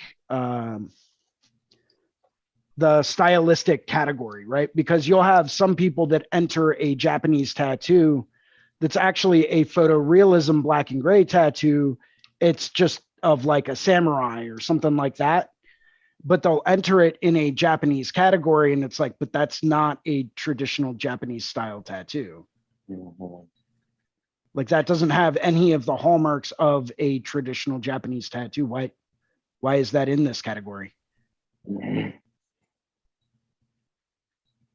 You know, I don't know. Maybe that's just me. I'd love to get a couple of tattoo judges on here, like people that have actually sat down and judged competitions and just pick their brains about what do you look for? What is it that, you know, you're judging on when it comes down to how do you pick a winner? You know, obviously technical ability and, you know, the technical skills involved, and are the lines straight and solid? Are, you know, the colors evenly and smoothly blended where they need to be? Are your black and gray values there? Is it going to hold up over time? Is there going to be longevity? You know, those are all different things that go into, is a tattoo going to be a winner? But like, what else do you look at when you're faced with, say, 8 different tattoos and they all look incredible? How do you pick?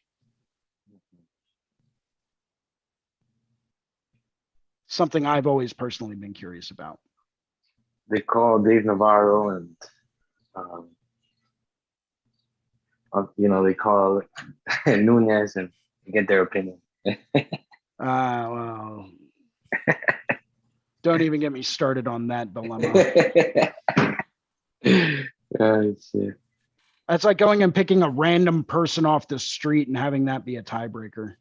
They probably know more about tattoos than Dave does. No lie.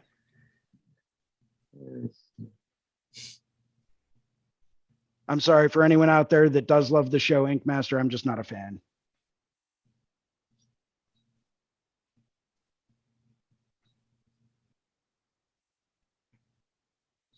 Cool. I'm starting to pull together some of these values in this eye socket.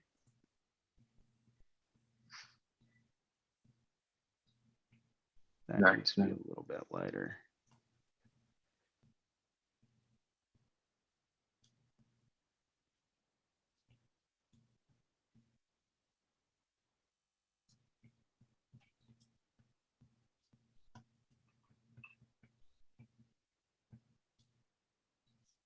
Cool.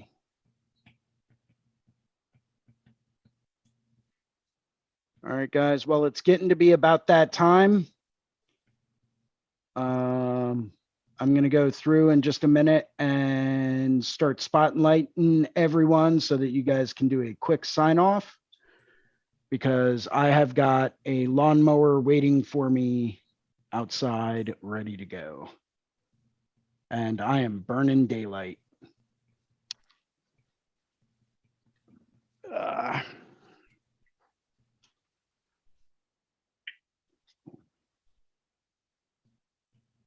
One of those lawnmowers that you sit on. James did comment, tattoos can also be milestones.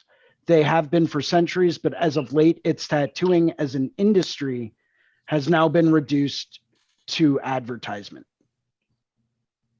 And I can definitely see that. I agree completely, James. But I'll lose it Ricardo, Saturday, let's start with you for quick sign-offs. Go ahead, your spotlight. What's up, everybody? My name is Ricardo Sturtevant. I host the 10 a.m. on Tuesday morning feels every week at 10 a.m. Eastern. Jason, thank you for having me here. It's always a pleasure, my man. Thank you for all the critiques, the opportunity to speak. And, you know, as always, dude, it's a pleasure. Thank you. You're very welcome. Kyle, we'll go with you next. Pull this up real quick, show where I got on it. Oh, there you go. That's got way better flow to it, man. Yeah. Yeah, I flipped around and I was like, oh, that's so much better. Right? Yeah. Hell yeah, dude. I love the repetition and the graduation that you have going on in the background too. Really gives it a good rhythm. Thank you. Absolutely, man. Hell yeah. And you got some really sick value there in that sphere at the top of the head. Yeah, thank you for that. Hell yeah, man. Bravo. Cool. And then you can find me online, Instagram, Skies of Fire Tattoo, skiesoffiretatattoo.com. Awesome. Thank you very much. Bruno, you are up. Cool, we're here. This is where we left it here. Oh, Well, yeah, where we're man. at, because we're still going. I got all that back part, that tricky area back there done. Yeah, man. Very nice, bud. Very nice. Thanks, buddy. Super solid. Thanks, brother. And yeah, man, it's been fun. Another great session. My name is Bruno Salvatierra. You can reach me on Instagram, Christmas_art. And thanks, Jason, Kyle, Ricardo, everybody, for this great time. It's been great. Always a pleasure. Likewise. Likewise. Thank you very much. And You, I buddy. guess it's on to me now. Thanks for tuning in, everyone. This has been the Skill Building Sunday Drawing Group every Sunday at 1 p.m. here on the Reinventing the Tattoo Network. Thank you very much, Ricardo and Bruno and Kyle, for jumping in today and not leaving me completely stranded so that I have to do this completely on my own, because you guys all know I hate doing that. So thank you very much. If you would like to be on this show, if you would like to join into the Zoom meeting that we do, where we sit around and talk tattoos and art and all that kind of stuff, ask us questions and whatnot, feel free to reach out to me. You can see my Instagram all the way up there in the right-hand corner of the screen at Philly Inc. on Instagram. Hit me up, let me know, remind me, which is a big thing, or hit me up on Facebook, and I'll be more than happy to send you the link and the invitation for the Zoom meeting next week. Looks like next week is going to be Hell City weekend. So you can catch the Reinventing the Tattoo crew in Hell City next weekend. Feel free to stop by the booth and stop by the Reinventing the Tattoo art room and join in some live painting and drawing and networking and have some fun with us. I myself, unfortunately, will not be able to attend, but everyone else will be there. So thank you guys very much for joining us today. As always, if you liked the program today, if you liked what was on here, go through and hit those like and subscribe buttons. Leave us a positive comment, and toss us out to some of your friends that might enjoy the same kind of program. Thank you very much, everyone, for tuning in today, and I hope to see you guys all again next Sunday at 1 p.m. for the live Sunday skill building drawing group here at Reinventing the Tattoo. Thank you very much, everyone, and cheers. Peace. Peace. Thanks as always, Jason.